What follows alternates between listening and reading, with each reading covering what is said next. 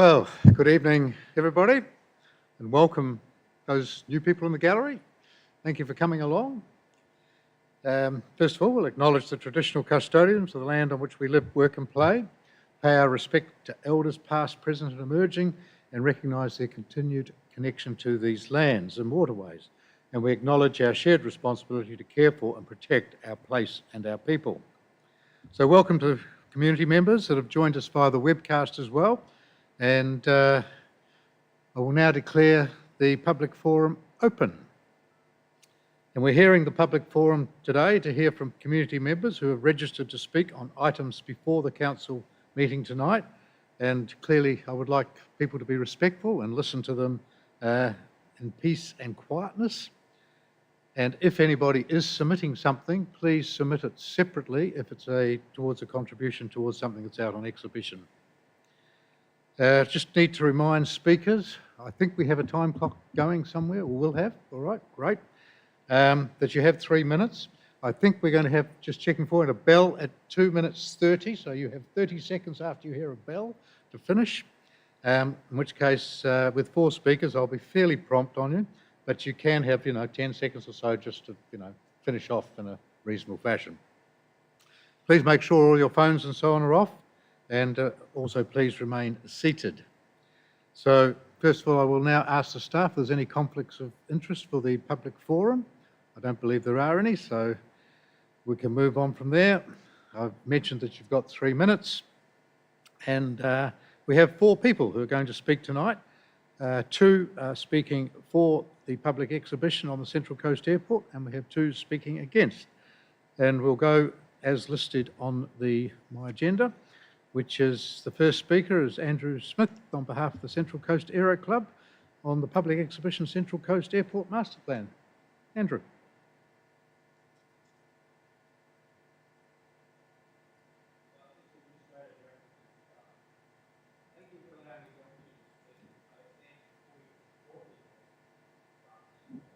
Airport Master Plan for public exhibition as presented in item 2.3 of tonight's business paper. This plan is not just about expanding our airport's infrastructure, it's about embracing sustainable growth, enhancing education and bolstering our local economy. Over the past 8 years, we've witnessed a remarkable growth at the organisation I represent, the Central Coast Aero Club.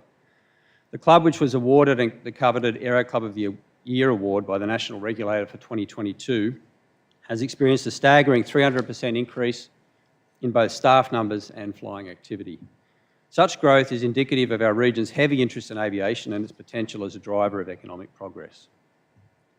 The world is currently in a state of very high demand in the aerospace sector. Airlines, general aviation and maintenance operators are experiencing unprecedented demand. In short, there has never been a better time for our youth to consider a career in the aviation sector. A recent report by Boeing, the Pilot and Technician Outlook 2023-42, states that commercial aviation will need some 1.5 million pilots and maintenance technicians over the next 20 years. Currently, that demand cannot be met with existing training pathways. With the Western Sydney Airport about to heavily restrict the airspace in and out of Bankstown Airport, Warnervale represents a massive opportunity for the Central Coast to reap the benefits of this surging demand. However, we should also be guided by what the people of our region want. Do they want an airport to service their regional needs?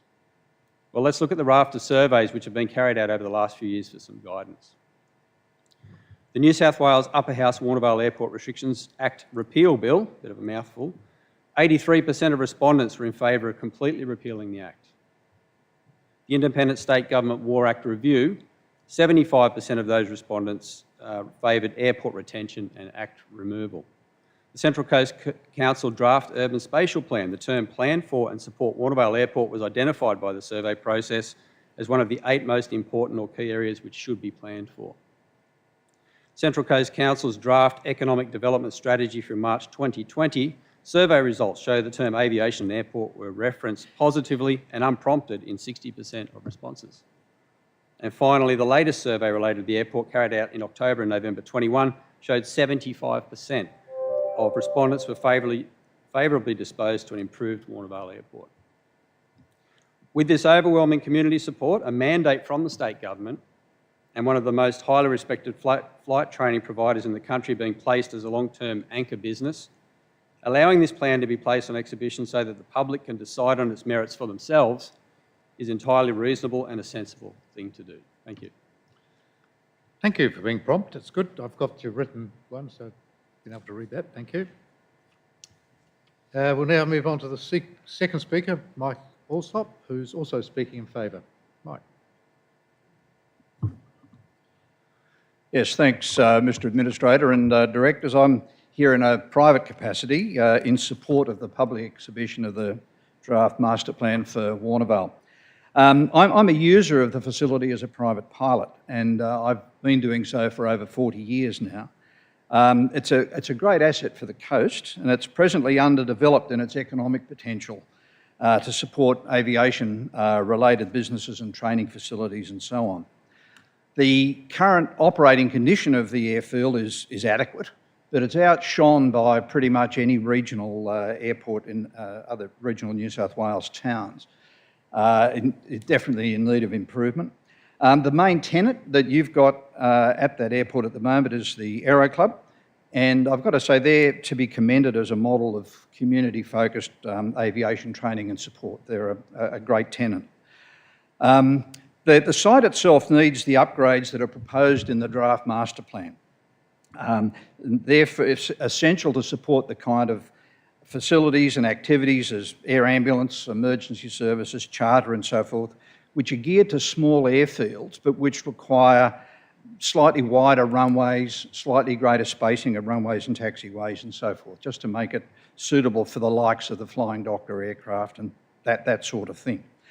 I note there's no proposal whatsoever in this master plan to lengthen the runway or to support airline-style traffic, but it will enhance the all-weather safety and utility of the facility, both in the air and, importantly, on the ground. If you're landing in the rain, you need to be guided by proper lighting and so forth on the ground to get you to your facility if you're dropping off a patient or something. The opportunity at the airfield for maintenance, training and other services business to move up from Bankstown, I think has been mentioned by the previous speaker. Western Sydney will make it very difficult for a lot of those companies, and those companies employ highly skilled people. There are training organisations that train people other than pilots. Someone has to train the avionics technicians and all of the others that support aircraft in all capacities these days, and that's the economic opportunity that I think the master plan alludes to. So the plan also, as it's written, is mindful of the environmental sensitivity of the site, and that's a really important consideration. But I see that with the development proposed and proper management of the process, the airfield and the wetlands can continue to be compatible neighbours. The wider community needs to have their say, and I think your process is exactly the right way to do that in a managed fashion. So I commend acceptance of the recommendation. Thank you. Thank you, Michael. And our third speaker is Mike Campbell, OAM, who's speaking against the public exhibition. Thank you, Mr. Hart. This master plan could well have been placed before the community in October, for instance, with good media release, giving 60 days to comment. You may have received realistically 100, 200 or more submissions from those nearby homeowners directly affected by an expanded airport as outlined in the plan. This would have been the case if we'd had an elected council, but a Christmas timeline exposure we have under this administration will yield less interest, as we all know. They would have wondered about flight paths, which are mentioned nowhere in the plan. They would have queried what commercial attraction has been garnered since the War Act was repealed 3 years ago. The answer, not much. They would have said that expansion of aviation industries is speculative and how much ratepayers' money will be siphoned into the speculative plan. There are no costings mentioned in the plan, or no mention of the 5,000 jobs which was mentioned some years ago by Mr. Barclay, many years ago. So far as conservation, of what we know of as Porters Creek wetlands, there is no direct mention of the name Porters Creek in the plan, nor its significance or size, or any mention of an ironclad conservation agreement, despite what was said recently publicly. We recognise this area. If we read below, figure 5, there are no numbers on any of the pages, by the way, in this submission. The pages are unnumbered. Under figure 5, wetlands and significant vegetation encroaching on runway to southern ends. So it's an encroachment by the vegetation upon the runway. It's a funny way of describing vegetation, that's what it does. Finally, in reference to the C2 zone that does exist around the airport, we find on another unnumbered page, again at 3.4, surrounding land, the following says, to the south and southeast, there is a large area of conservation land comprising existing vegetation and wetlands, nothing else. So it is a master plan for an airport, but it doesn't say much. No costings, no flight paths, no what will come out of the public purse or the ratepayers' purse. Very little about the conservation around it. Nothing about Porters Creek. Nothing about an agreement with Porters Creek, which unfortunately this administrative council put aside, ready to sign with the Biodiversity Conservation Trust. So that's gone, nothing to replace it, no mention of it, and I think this plan should be put aside and allowed to become before an elected council in September. Thank you, Mr. Hart. Thank you. And our final speaker tonight is Jackie Pearson, also speaking against it. Welcome, Jackie.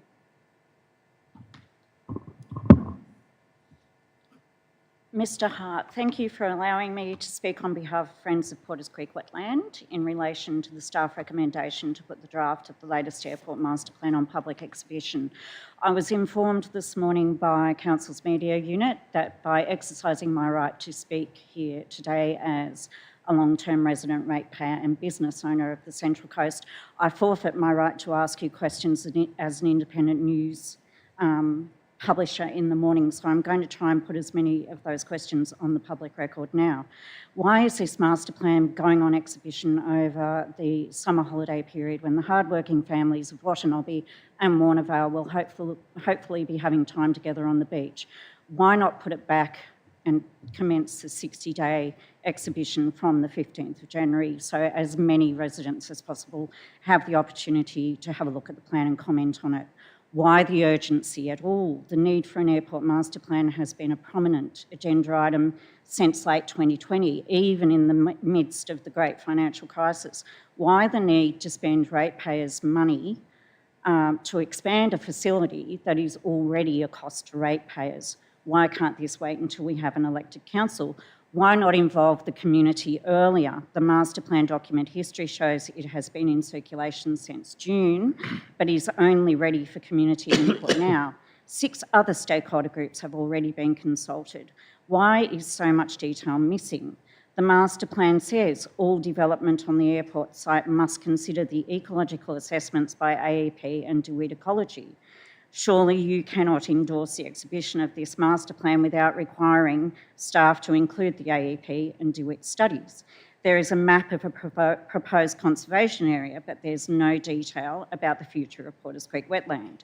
It's the region's largest freshwater wetland, a backup water supply during drought, and the lungs of the Tuggerah Lake system. Wetlands are now known to be critical for extracting and storing carbon emissions. We have been told since 2021 that when the conservation agreement was canned by Council, that there would be no progress to protect the wetland until the airport master plan was finalised.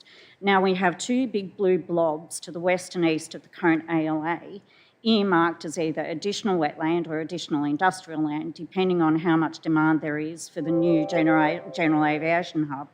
So when are we going to get permanent protection of Porters Creek wetland? How much is all this going to cost and who is going to pay? We know Natalia Cowley found $4 million to do the master plan. Has that all been spent on the 52-page document?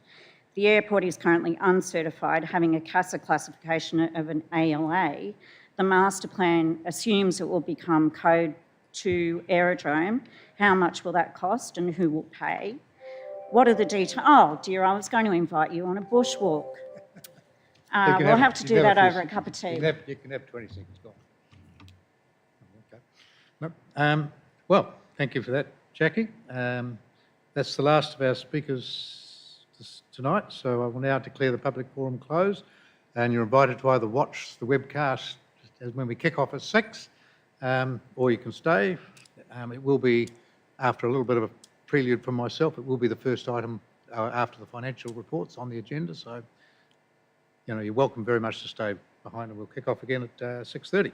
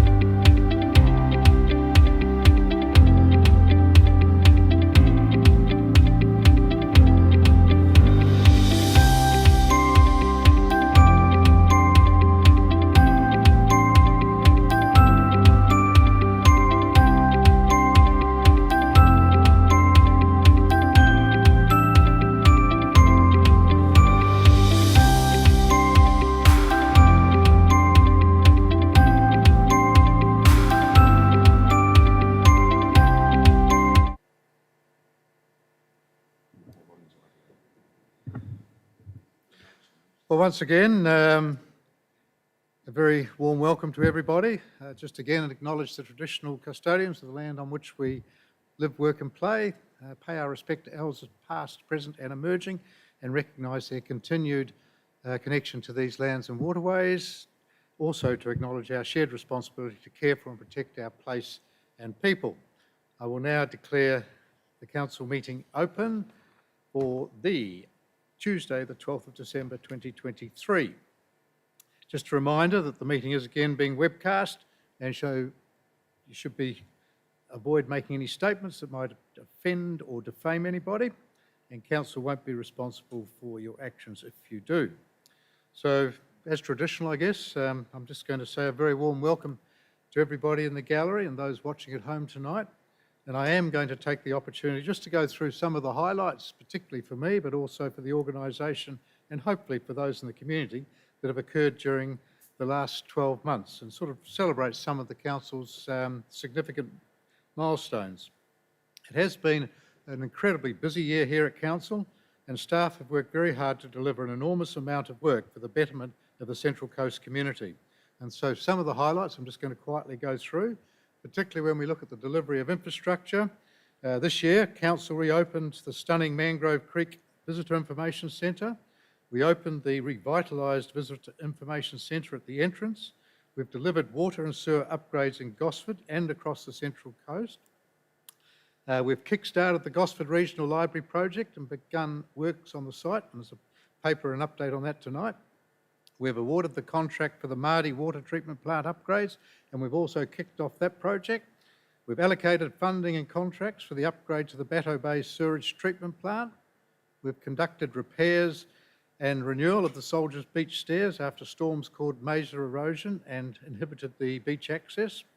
We've completed Wyong pool upgrades. We've delivered new skate parks and pump tracks in Carryong and completed play space renewals at 10 locations across the coast, including the revamp of the iconic rocket ship park in Long Jetty. And we've progressed the Kalongra Sporting Complex development, which will provide a major new sporting and recreation complex for the Northern Central Coast region.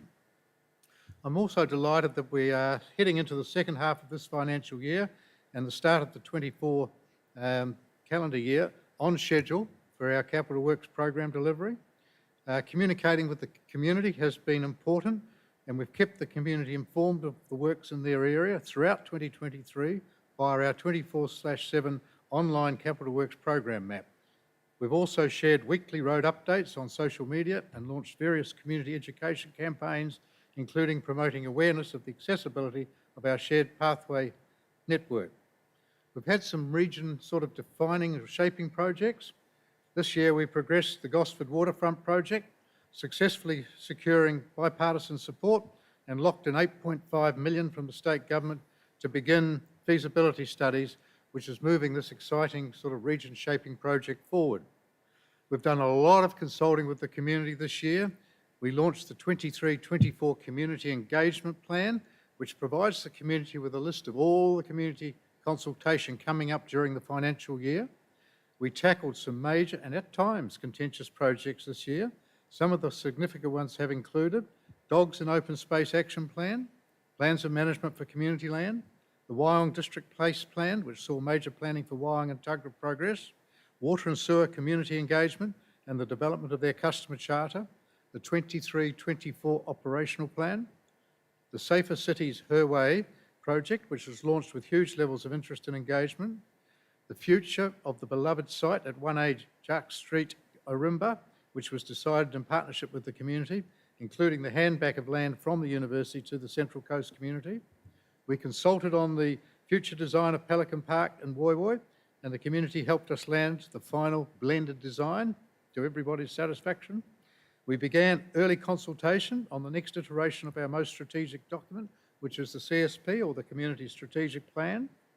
We hosted the Central Coast Housing Forum with community representatives, industry experts and key stakeholders to find solutions to the housing crisis at the local and regional levels. We also launched Let's Talk Gosford, which brought together the major projects in Gosford that we're engaging the community on, allowing people to see how each of these plans interconnect with one another and how they're preparing our principal city for significant revitalisation in the years to come. In 2023, Council also established an Aboriginal Advisory Committee and ran its first meetings. Our sporting fields hosted the Koori Knockout over the October long weekend, and we provided world-class training grounds and facilities for some of the world's most elite soccer players, namely the German and English national women's team, as they competed in the FIFA Women's World Cup in Sydney. We became the first local government area in New South Wales to sign up and support the National Sports for All program, and our Central Coast Library celebrated 75 years of operation, while we continued our partnership with and financial support of Surf Life Saving Central Coast. And we didn't miss out on the events, arts and cultures. We supported the development of arts and culture on the coast with the Gosford Regional Gallery showcasing a national touring exhibition from the Art Gallery of New South Wales, among dozens more exhibitions shown throughout the year. The Wyong Art House remains the centre of arts on the Central Coast, providing high-quality entertainment and taking out an award win. Our council-run events injected millions of dollars into our local economies. This year, council ran Love Lanes, Harvest Festival, the Lakes Festival, Chrome Fest, Tubular Music Festival, Flavours by the Sea, A Taste of Tukli and A Taste of Wyong, NAIDOC Week, National Tree Day events, free outdoor community movie nights, the Sustainable Future Festival, garage sale trails, pet events including free microchipping and more. We also hosted a civic reception for the highly successful Central Coast Mariners A-League side, who were crowned champions of the 22-23 A-League season with a 6-1, was it? 6-1 score, which was just probably going to go down as a record, I reckon, for the finals for some time yet. And we awarded them the key to the coast for their incredible efforts. Artists on the Central Coast were embraced through a multitude of art prizes and awards, including the Emerging Art Prize, Central Coast National Art Prize, Grandma Moses Art Competition and the Gosford Art Prize. We hosted chemical cleanouts throughout the year, delivered school holiday programs across each school term break, re-established the much-loved Pelican experience at the entrance and expanded our youth programs to develop our future leaders. Tourism has boomed on post-COVID with a $1 billion plus tourism industry employing over 5,000 people here on the coast. Central Coast was named as a top 10 travel destination in Australia, and we have received some outstanding awards in this area. Some of these, we've won awards which include not just in tourism, recognition for Central Coast Council staff and some of the projects. We were named a finalist in the National Banksia Sustainability Awards. The Buttonderry Waste Management Facility won the Environmental Enhancement Project Award at the IPWA Engineering Excellence Awards. The tiny but mighty town of Spencer was named a finalist in the New South Wales Top Tourism Towns Award. Council received award nods at the New South Wales Local Government Professionals Australia Awards.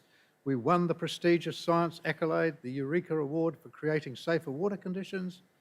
Our tourist and marketing team's efforts won Central Coast Council the Gold Award at the 2023 New South Wales Tourism Awards and Local Government Award for the tourism category. This is after winning silver and bronze in the previous 2 years. And the Wyong Art House were the winner of Excellence in Large Business at the Business Wyong Annual Business Awards.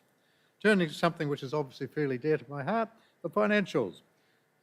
Council's financial position continued to improve throughout 2023, and we achieved some significant milestones. For the second consecutive year, Central Coast Council recorded a surplus in its annual financial report, which for 2021-22 was $35 million. For the first time in many years, Central Coast Council submitted its financials for audit on time, and indeed we received an unqualified audit, which technically speaking is a green light from the New South Wales Audit Office. And we've also adopted our long-term financial strategy and the long-term financial plan. 2023 has been another transformative year for us financially, as we have successfully transitioned from crisis recovery to financial stability, and we're now working hard to continue moving forward long-term financial sustainability. So I have highlighted just some of the many projects, programs and achievements that Council has delivered for the community this year. And while it is indeed a highlight reel, it goes without saying that 23 has not come without its challenges, whether it's been heated debate about the dogs, coastal erosion or trees. I am proud of the council staff for approaching each challenge head-on and with integrity, always doing their best to provide the best possible service to the Central Coast community. Central Coast Council will continue to do its best to improve and to listen to the needs of our community as we work together in 2024 and look forward to welcoming an elected governing body in September next year. Thank you for coming along tonight, and we'll also invite you to have a mince pie afterwards. We'll have a cup of coffee and a mince pie, which managed to persuade the CEO that we could afford a mince pie too after all that. So we're in luck. We will now move into the council meeting proper. Item 1.1 is disclosures of interest. If you have a disclosure, please raise your hand and keep it raised while I note that. Mr Administrator, while I do not have a formal disclosure of interest, I note that you'll be tabling an administrator's minute at the beginning of tonight's meeting. This paper relates to my performance review, so as a formality only, I'll remove myself from the chamber while this paper is considered. Thank you, Mr Farmer. So now with the recommendation on the screen, we'll note the report on disclosures of interest and the fact that no disclosures were made. Well, in fact, there has been, and note the advice of disclosures. So we will note the fact that there was a disclosure from the CEO. With that, I'll move that as a decision of council. And we'll move to item 1.2, which is confirmation of minutes of the previous meeting. As I was present, I can confirm that the minutes are full and accurate, and we will now adopt the recommendation as shown on the screen. Item 1.3, notice of intention to deal with matters in confidential session. There are no matters to deal in confidential session, so we will note the information on screen. And we will now move to our administrator's minute. And the CEO is going to depart the room.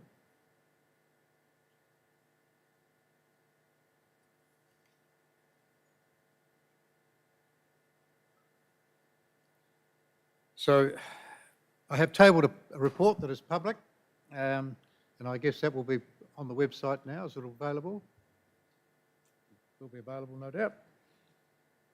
So tonight I am tabling a report on the outcome of the Chief Executive's performance review, and will consider the adoption of the performance agreement for the 23-24 period. The CEO performance review was conducted on the 22nd of August 2023 by myself and Mr John Rayner, who is a highly experienced local government expert, where David Farmer, the CEO, received an overall rating of 4.3 out of a possible 5, which is obviously quite a lot better than a satisfactory rating. We agreed the performance plan for 23-24, which aligns with the Council's strategic and operational plans. Now, the CEO has made a request for reappointment, and this report makes a recommendation to extend the appointment of the CEO for a further 5-year contract term. I have actually been approached throughout the past couple of years on a number of occasions by community members, both ordinary people, if you like, and business people, who are concerned about maintaining financial sustainability when an elected council returns. And they've all mentioned and would like to see that we make some effort to retain the current CEO to ensure that we are secure in securing our financial stability and sustainability into the future. Now, as Council transitions from a long period of administration, it will actually be just under 4 years by the time September comes around next year, it is critical that it actually maintains and builds upon the improvements made to the organisational governance, the steadiness and competence. To that end, consistency in leadership is warranted as ideal. Also, Mr Farmer has twice helped bring back elected members after long periods of administration, so he is somewhat unique in that experience of bringing back what will be new councillors, predominantly, presumably, back into a period of democracy.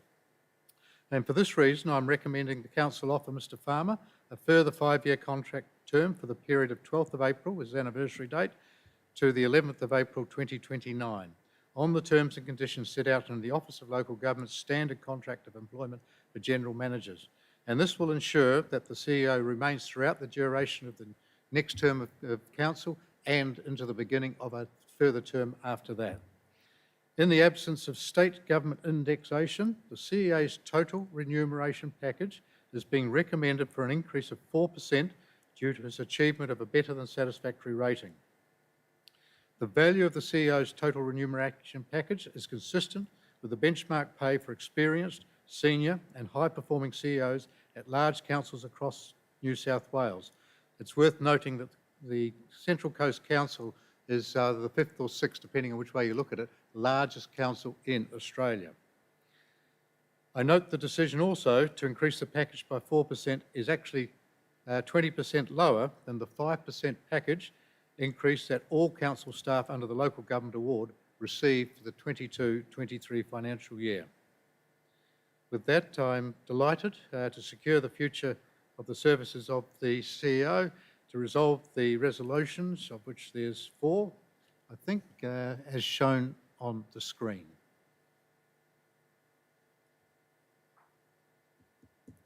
And with that, we can invite the CEO back into the room.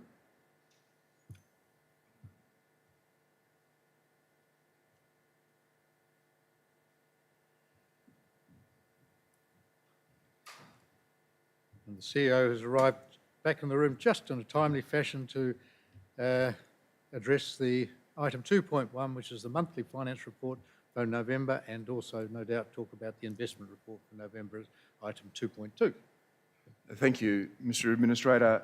I've been handling the investment report and the financial report for the last couple of years as we've gone through and weathered the financial crisis. But now, after last month, we adopted the long-term financial sustainability plan for council. We're moving from a crisis into a sustainable position. I think it's appropriate that the financial documents are handled by the Director of Corporate Services, Marissa Rakamallara. So I'll hand over to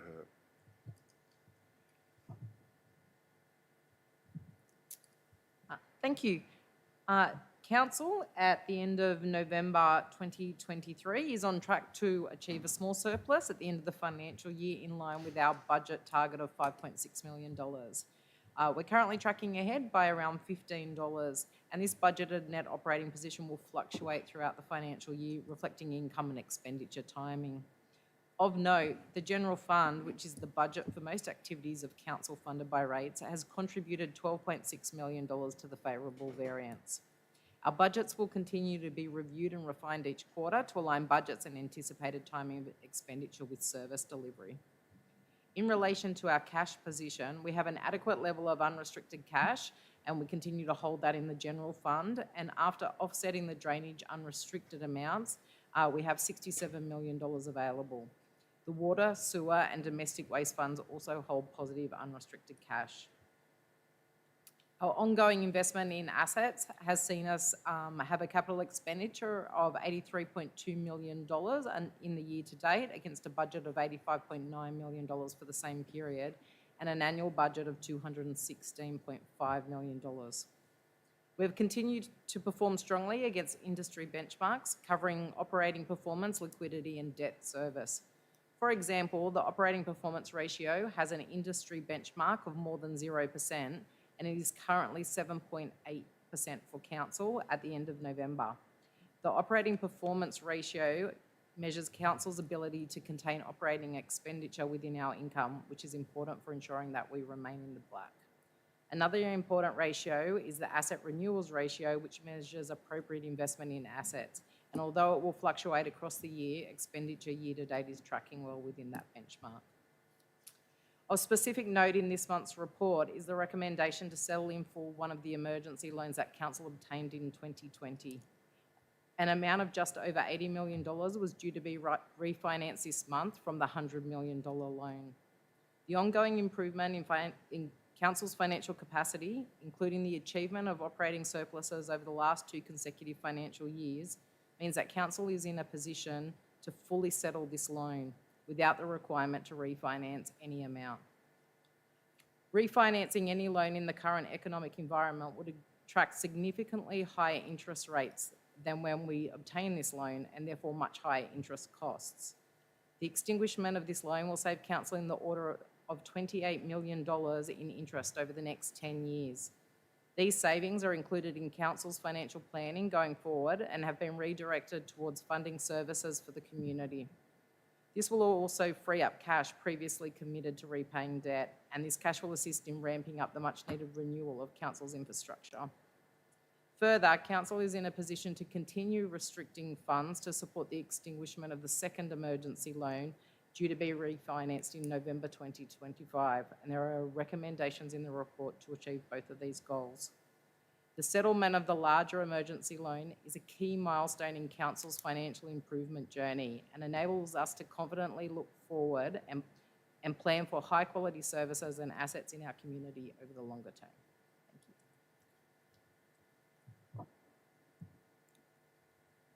Thank you for that.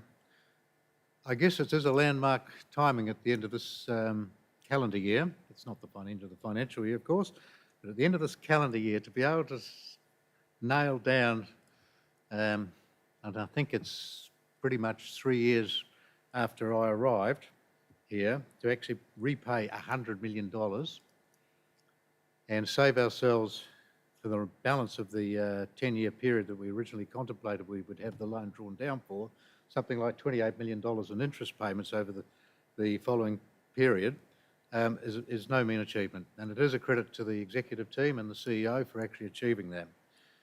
I'm also great to see that we are also continuing to try and repay down a big chunk. I'm not sure we'll quite get the whole 50 million by the time I depart, but it'll put a little bit of pressure on the team to see if they can do that. But nonetheless, there'll be some substantive repayments of that. What that does mean is an elected body, when they come in, will have the capacity, if they desired, to look at borrowing money to build more things or do more things. Not to run the business, but to put into assets. So there will be that opportunity there. They'll have to look at the revenue side as well, but it does give an opportunity to actually look at, for a new council to actually think about or to give them some flexibility, I should say, into the future of what things they might like to do. So that's been part of the thing, is the transition to financial sustainability. So it's been a very progressive one. It's been hard work. We've still managed to achieve a lot, as I've set out earlier in my comments, but to actually now be able to resolve that we are going to repay that emergency loan very shortly, in a week's time or so, that will be absolutely fabulous. And then next month, we'll start seeing some money being put aside, presumably into the same reserve that's been already set up, to actually go towards repaying the $50 million loan. So that internally restricted reserve will be active, continue to be active. So with that, I'm happy to move item 2.1, and since Mr. Rakamarara covered off the cash position, I'll also assume that you don't want to say anything more about item 2.2. I'm happy with it, so we'll move item 2.2 and make those recommendations as a decision of council. We now move to item 2.3, which is the public exhibition of the Central Coast Airport Master Plan. And I'm going to ask Dr. Howe to just introduce this and take us through a few things and a few slides. Thank you, Mr. Administrator. Council staff are pleased to present a draft Central Coast Airport Master Plan for your consideration. The objectives of the Master Plan are to support the local economy, to respond to the New South Wales Government's upcoming repeal of the Warnervale Airport Restrictions Act in February of 2024, to identify infrastructure and safety requirements for the airport, and to provide a framework for contractual arrangements for general aviation operators. The draft master plan identifies the requirements for the Central Coast Airport to become a Code 2B aerodrome, as defined by the International Civil Aviation Organisation.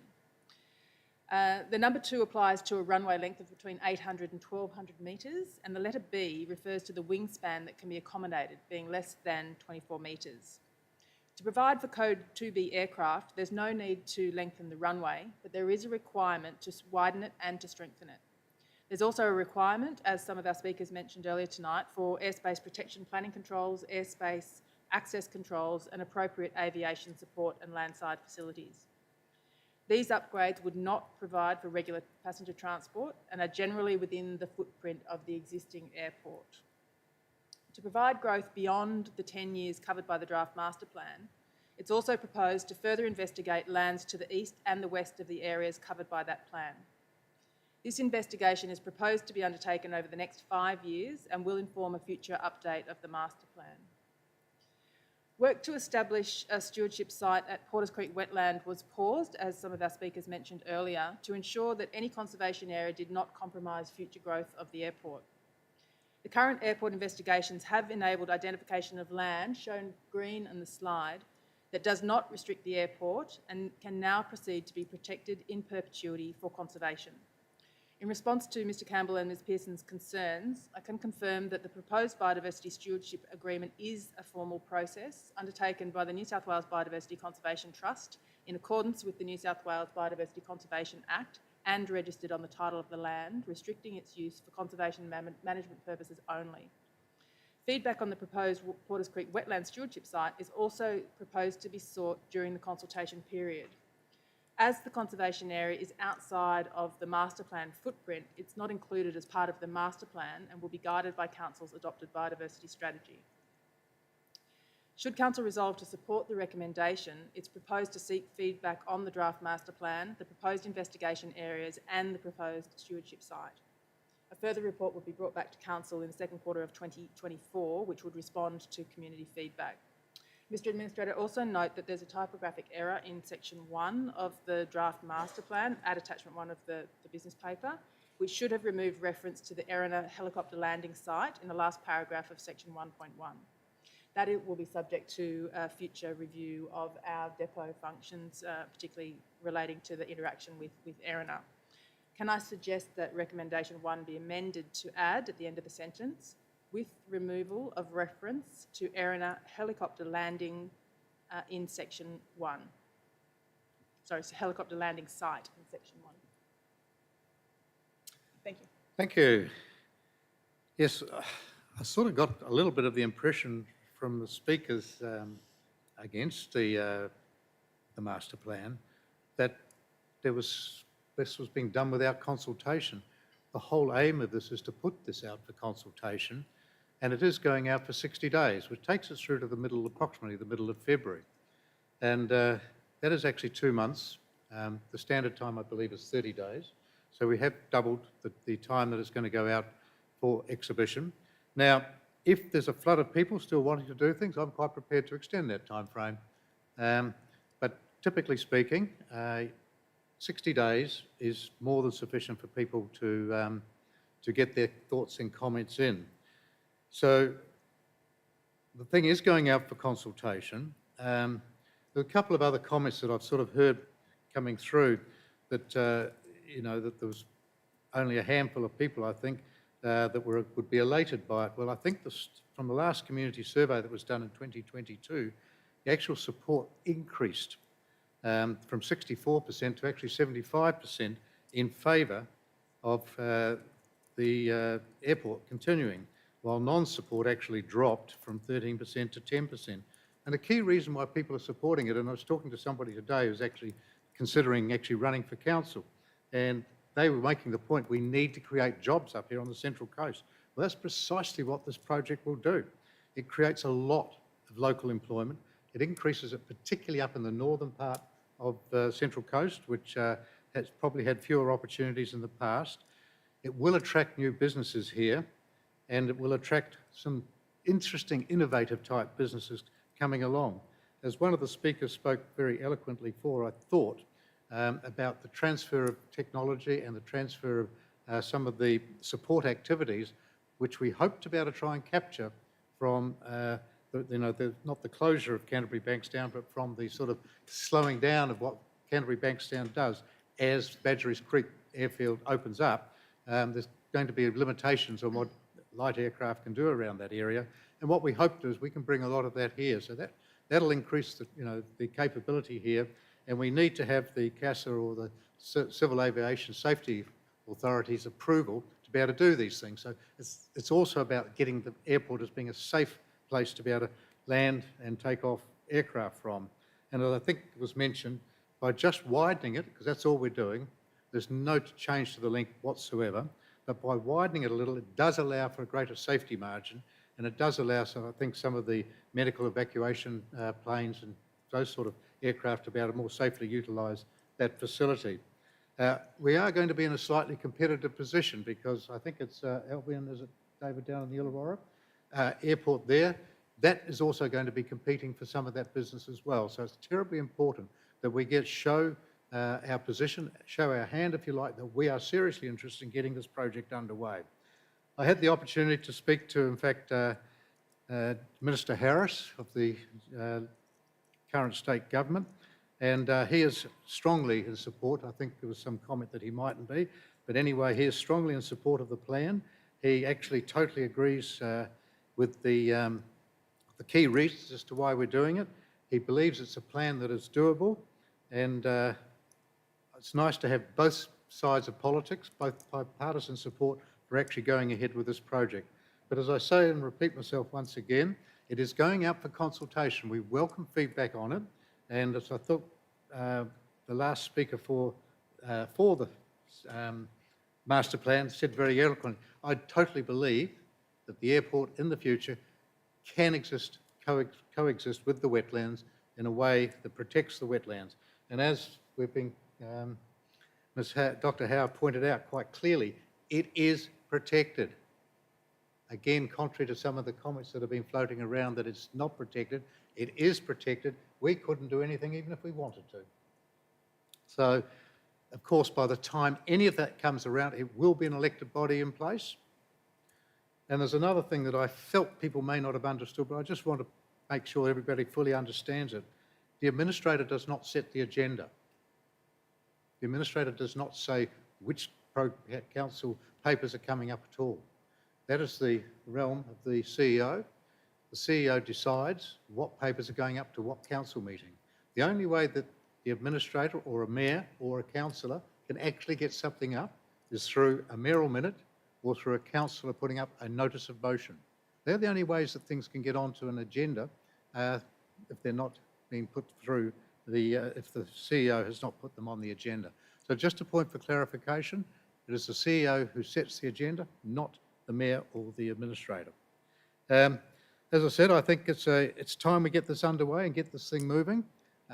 It's been a long time being talked about, and I think both sides of politics, we have now, the staff have produced something that can go out for consultation, and we can start getting feedback, and we can start to understand what some of the costs will be like, some of the commercialisation, what's it worth. There's a separate discussion going on with separate consultancies looking at the feasibility and the costings and so on, taking place concurrently with the plan being out for exhibition. And that will all come back together in a report next year at some stage.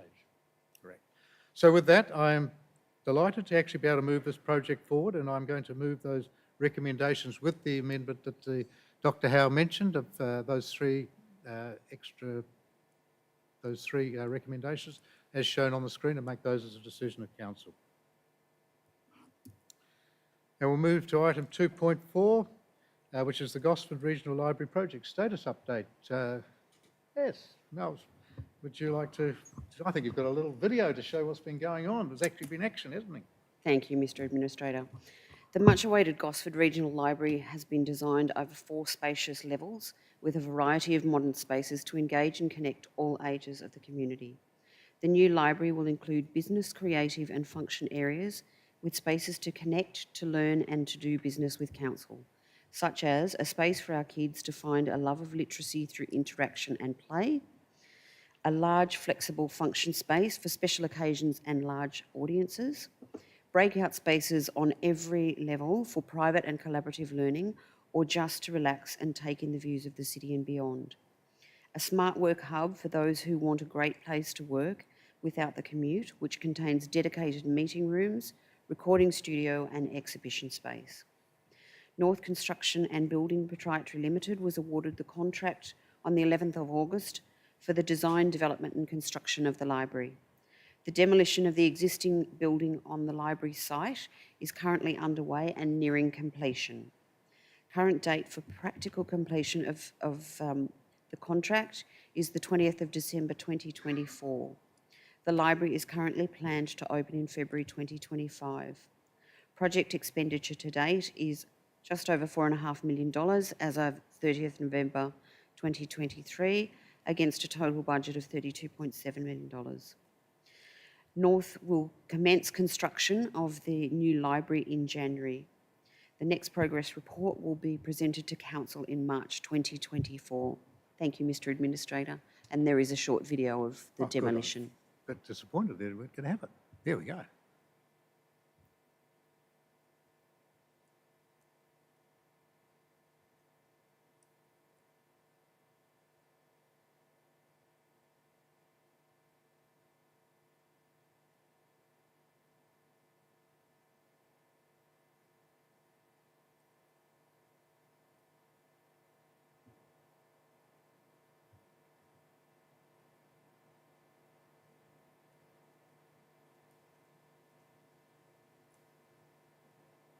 Wow, that was quick. I have to say, having driven past that just relatively recently, it's very big. When you think that that's 4,000 square metres flat area, it's a big site and it's 4 stories high. It's actually a very large building. That's much bigger than I think most people, certainly I envisaged it would be when you just sort of see plans and so on. But when you actually see the size of the site and when it's knocked down, the square footage area there, and then that's going up 4 stories, it's big. So it's going to be a fabulous project. So really looking forward to it. Unfortunately, it'll be completed after I've gone, but no doubt I'll be able to drive up and have a bit of a look at it. Might even get a tour of it. So yeah, I think that report is going to become a common report. Every quarter there'll be a report on the update on how that project's going. So that'll keep the community and people informed. But with that, I'm just going to move it because it's more a noting paper than anything else. We note the progress on the thing, and as you can see, it's well underway. And I note, actually, the thing I do note is what the delays are. And there's only one extension of time, which is for 2 days for inclement weather. And that, I have to say, is pretty good going by Norths. So they're good contractors. They've done a lot of work up in this part of the world, so they look like they're on song again. So with that, we'll move that noting paper recommendation as shown on the screen. And next one is item 2.5, which is the outcomes of the public exhibition, the planning agreement at Crangan Bay. And again, Dr. Howe, your bailiwick. Thank you, Mr Administrator. This report seeks a resolution of Council to finalise a planning agreement for a local park at Crangan Bay. The planning agreement relates to a historic 2014 development consent for a 405-lot subdivision off Canangra Drive. The consent provided for open space and local contributions to fund a local park as shown in the slide. The proposed park provides a play area, exercise equipment, picnic area and open space, also as shown in the slide. Feedback on the proposed park concept was sought in July and August this year with 25 submissions received. A summary of the submissions and the staff response to them is provided in attachment 2 to the council report. The concept plan will be updated in response to community feedback, noting that it is a local level facility. Not all of the suggestions can be incorporated, and that an off-leash area for dogs is proposed nearby as part of Council's draft Dogs and Open Space Action Plan. Thank you. Thank you, Dr. Howe. Yes, again, this has been a long, ongoing project. I think it dates several years ago, and I think finally got settled on 405 actual dwellings, if you like. And in order to make this thing to try, I guess, help the developer, but also to get some facilities for the community. The planning agreement is the most logical way to go about it and the most sensible way, and it gives sort of security, if you like, both to ourselves as council and also to potential residents there, and also certainty for the developer. So it's all known in advance. You saw from the picture, which I have to say that wasn't in the papers, is it? That picture? I think you stuck that in. Mr Administrator, it is in the attachment. Is it? I looked through the attachment. I thought I saw it anyway. I missed it. It is in the. Thank you for that. I had missed it. But there has been comments that, of course, that it's there should be things like toilets and all the rest there. We have a hierarchy of our play spaces and parks and so on, and this just falls into a local one facility, which the hierarchy went through consultation. And, you've got regional ones and they all have different attributes. But when you drop down to local, it doesn't have the same sort of facilities. There's one or two of the things that residents ask for, such as the off-leash area. We are contemplating through about 1.5 k away at another facility. We are looking at being able to put that facility in. But nonetheless, I was quite excited when I saw that picture go up. Thanks for that. So with that, yeah, very happy to move on with that and move the recommendation to allow the CEO to undertake the actions to finalise that planning agreement. And then we go to item 2.6, which I'm not sure how many people are terribly interested in, but it's the asking me to adopt the public interest disclosure policy and the public interest disclosure procedure that have been attached to this report. These are sort of internal documents, and it's the, if you like, it's the whistleblowers, it's to handle whistleblowers who want to make comment or make some comments. It provides protection for them, absolute protection, and makes sure the CEO understands fully about what their role is in the process, and to make sure that anybody who does wish to report something under the disclosure regime is treated fairly, cannot be actioned against, and is listened to. So it puts in place, just to make sure our policy is up to date with the new Act that came in October 1, 2023. So that new Act does encourage that speak up, and whether it's local level, state level, we do want people to speak up if they see something going wrong, or somebody misbehaving or doing things that are inappropriate.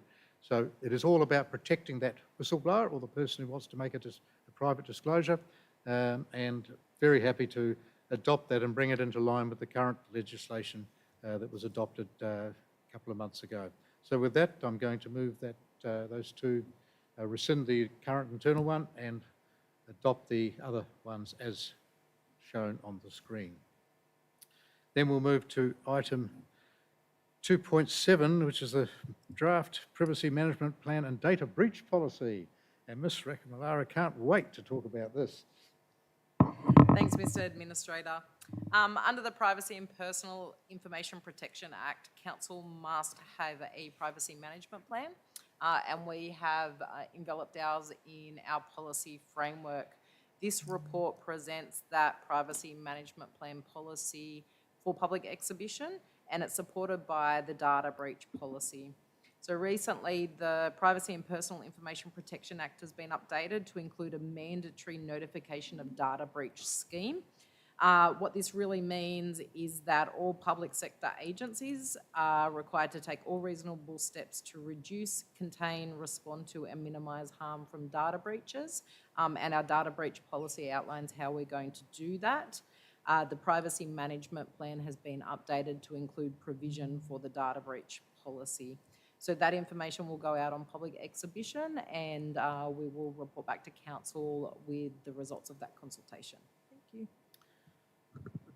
Again, I think this is a very important piece of work to make sure that all public entities do report any breaches. As we've seen from Optus and other breaches that have occurred, a delay in getting information out can be catastrophic. So certainly I'm delighted to see us adopting the most modern policies that are out there and moving forward with that. So with that, I'll just agree to move the recommendations that are shown on the screen and place documents out for exhibition. And we now move to item 2.8, which is outcomes of the public exhibition about the amendments to the guidelines for resource and waste management planning under the DCP. So it's Boris, I think, Mr. Wasteman. Okay. Thank you, Mr. Administrator. Council exhibited Chapter 2.14 of the Development Control Plan and the DA Guidelines for Resource and Waste Management Planning from 3rd of October to the 31st of October, and we received 2 submissions. Just in relation to those submissions raised, the first 4 dot points generally relating to encouragement of development, so it's around the size of development that this is applicable to, links between the DCP and the guidelines, and how to use this use the information within the guidelines. The last dot point relates to safety improvements. In response to the submissions, the new guidelines allow for different servicing of waste to be considered where appropriate and feasible. So rather than being prescribed, it's an outcome-focused document. The new guidelines have been structured to provide education and understanding to assist with and promote improved waste outcomes. So it encourages waste minimisation, circular economy and things like that. The DCP and guidelines do work together for a mandatory resource waste management plan. And you can see to the left, Mr Administrator, there's 3 sections that deal with the site preparation, construction and the final occupation. Just go to the next slide, thank you. I'll just put this slide in to show what we're trying to avoid, and this is something that is typical in some built up areas. If we go to the next slide, this is the outcome we're achieving by the the guidelines and the adjustment to the DCP. So it is safe, safe location. It has good access. It also has other benefits where you can have your furniture removalist trucks coming into these locations. So council's vehicle, waste vehicle enters and exits in a forward direction. So that has a dual benefit for other vehicles for the site. It's better outcome for the residents and the other activities associated with the site, and it supports our waste strategy objectives around driving waste avoidance, reduction in landfill and enhancing the street appeal. Thank you, Mr Administrator. Thank you, Mr Bolgoff. Well, I think a picture says 1,000 words. So I guess most of us have driven around and seen those vast number of bins outside some of the, particularly the older built blocks of units and so on. And to be able to have it all tucked away and for the heavy vehicles to have ease of access just makes absolute sense to me. And whilst there were some comments from, I think it's the under $5 million development, there was people were concerned that, for small blocks it mightn't be possible to do all of that stuff. As Mr Bolgoff said, there's not a set rule. It's about trying to minimise what you just saw in those slides about the impact of stuff out on the curbside, and also to try and make sure that the waste people can handle those bins safely, and pedestrians and other people passing by again are in a safe zone whilst collection of waste goes on. The outcome, hopefully down the track, will also look more towards the circular economy. That's the way we're going to be heading. And I think, again, it's about making sure we've got these controls in place through the DCP and in conjunction with the LEP to be able to make sure that people going for development in the future will have to comply with better waste management systems. So with that, very happy to adopt the recommendations for item 2.8 as shown on the screen. And we come to the last item for tonight, which is item 2.9, which is the Community Support Grant Programs. And this comes up every month, and what I am delighted to see, we're sort of nearly halfway through the year and we've actually spent over half the money. That's the first time, I think, Ms Smith, we've actually achieved that. Normally we don't actually spend it, but we're actually over, not quite halfway through the year, and we've spent over half the money. That's a great outcome. So congratulations, well done. Some of the receipts, I'll just go through them since we've got a little bit of time, but the Toukley Neighbourhood Centre Incorporated, for their look and feel refresh and B3, they're getting about $3,500. The Educar Foundation Limited, Gosford RSL, Max Potential, they're getting about $5,000. The Pearl Beach Progress Association, it's a rate subsidy for $3,900. Wyong Creek Literary Institute Incorporated, a rate subsidy again for $892. The EdSAC Croquet Club, lawn renovations, $5,000. Killcare Surf Life Saving Club Incorporated, a change station replacement door beverage display fridge, and also a display fridge purchase for $4,400. The Iris Foundation Australia Limited for Community Connections for $4,800, and the Chain Valley Bay Progress Association Incorporated Australia Day Community Celebrations and Joshua Porter Reserve, $3,750. So congratulations to all those groups. Well done, and delighted to be able to move the recommendations that completes the allocation of that grant funds to those. And with that, we have completed the last meeting for the year. We look forward to a new year. We kick off, I think, somewhere around about the 22nd, 23rd of January next year will be the next council meeting, and we're on the countdown then, very definitely, to when an elected body will be back in, by mid-September, probably at the latest. So with that, we'll close the year down, and I'll close this meeting down at precisely 7:20 p.m. and invite people who want to stay, just have a cup of tea up the back and a mince pie.